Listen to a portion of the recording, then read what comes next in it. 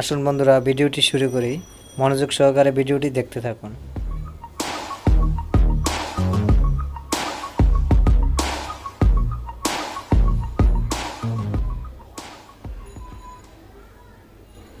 হ্যাঁ বন্ধুরা, ভিডিওটি আমি শুরু করতেছি। আজকে যে ভিডিওটি দেখতে পাচ্ছেন সেটি হলো ওয়াইফাই রাউটারের আইপিএস বলা হয়। যারা আইপিএস কিনেন অনেক টাকা দিয়ে, তারা জানেন না যে আইপিএসের ভিতরে কি আছে। আজকে আমি আপনাদেরকে দেখাচ্ছি সেখানে এই সার্কিটটিতে কি আছে, কি দিয়ে এটি তৈরি করেছে।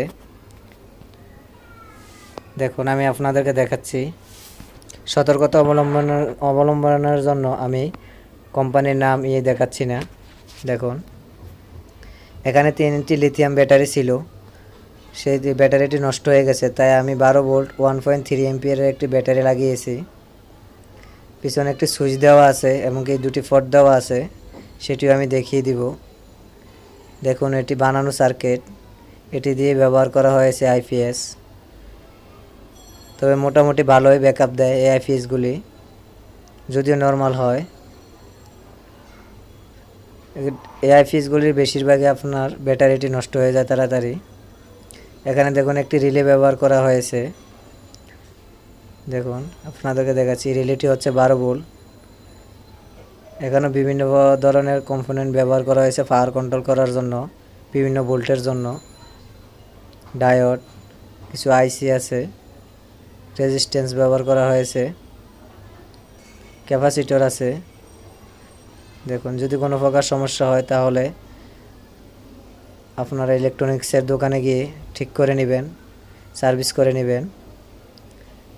আমি এই ইউপিএসডি বা আইপিএসডি আপনাদের মাঝে আজকে এনেছি শুধু দেখানোর জন্য এটার ভিতরে কি থাকে সেই নিয়ে। এখানে 5টি এলইডিও দেখতে পাচ্ছেন আপনারা। দেখুন, ব্যাটারিটি হলো 1.3 এম্পিয়ার, 12 ভোল্ট, খুবই ছোট। এই দেখুন, আপনাদেরকে দেখাচ্ছি, পিসার 1.3 ভোল্ট, 12 ভোল্ট, 1.3 এম্পিয়ার, 12 ভোল্ট।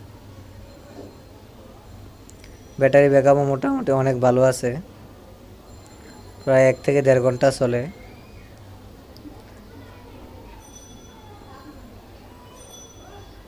দেখুন, এখানে একটি পোর্ট দেওয়া আছে, এটা হলো চার্জিং পোর্ট। এটা দিয়ে আপনারা ব্যাটারিটি চার্জ করবেন এবং কি চালাবেন রাউটারটি। নিচে একটি সুইচ দেওয়া আছে অন অফ করার জন্য। এই আইপিএসডি অন অফ করার জন্য একটি সুইচ দেওয়া হয়েছে। দেখুন বন্ধুরা, যদি ভিডিওটি ভালো লাগে অবশ্যই আমার চ্যানেলটি সাবস্ক্রাইব করে রাখবেন, পাশে থাকা বেল আইকনটি চেপে দিবেন। ভিডিওটি দেখার জন্য সবাইকে ধন্যবাদ।